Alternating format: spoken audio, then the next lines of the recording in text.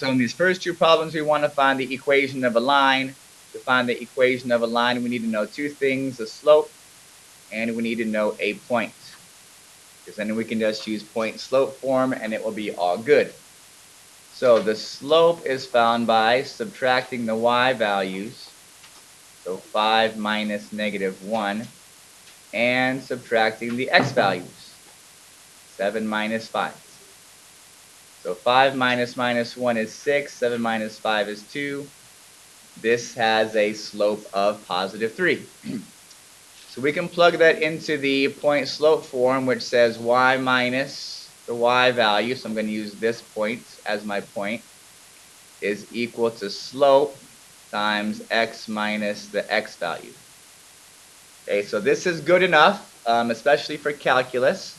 You can leave it like that, but if you wanted it in slope-intercept form, we could do some quick distribution to write that equation as y equals 3x plus 16. It would be the equation in slope-intercept form. But this one is probably perfectly fine. So on number 7, we want perpendicular. So perpendicular, all we're doing is we're looking at the slope that has a positive 2 slope. So the negative reciprocal is negative 1/2. And there's your point. So y minus negative 1 equals the slope times x minus 4.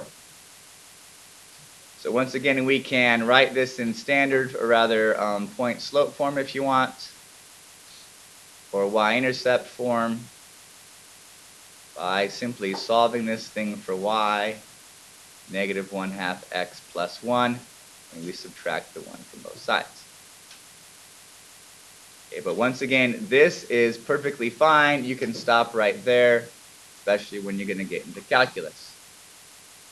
Now here we have some compositions. Compositions say replace a variable with an equation. So if we're trying to find f of g, that means we're taking the g equation and we're replacing it in the f variable. So 2 times 3x plus 6 minus 1. Once we solve this all the way out and simplify, that would be your composition function. So this one, we're taking the f function and plugging it into h. So we're going to take 2x minus 1 and put it into both variables. So 2x minus 1 squared plus 2x minus 1. So hopefully you remember how to square a binomial. That's a minus, sorry.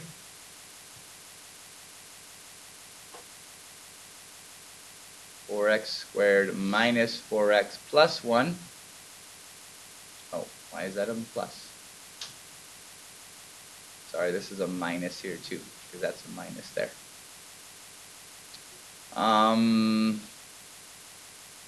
Minus 2x plus 1.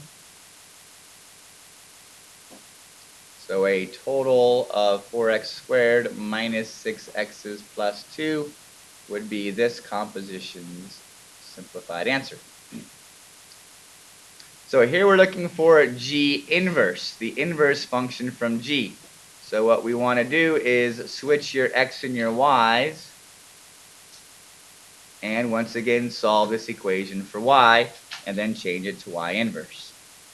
So we do all of these, we undo all the operations. So we have 1/3 of x minus 6 equals y inverse. Okay, so y inverse is undoing all these things. So a, here we have a, the square root. So x equals the square root of 2x plus 5. So we undo both sides by squaring them. Sorry, this is a y. We switch the x and the y and we solve for y. X squared equals 2y plus 5. So x squared minus 5 equals 2y. So 1/2 of this is y inverse.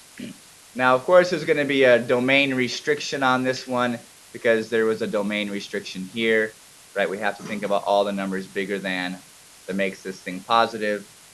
But this will be the equation with a little domain restriction. Okay, so some things about lines and inverses and composition.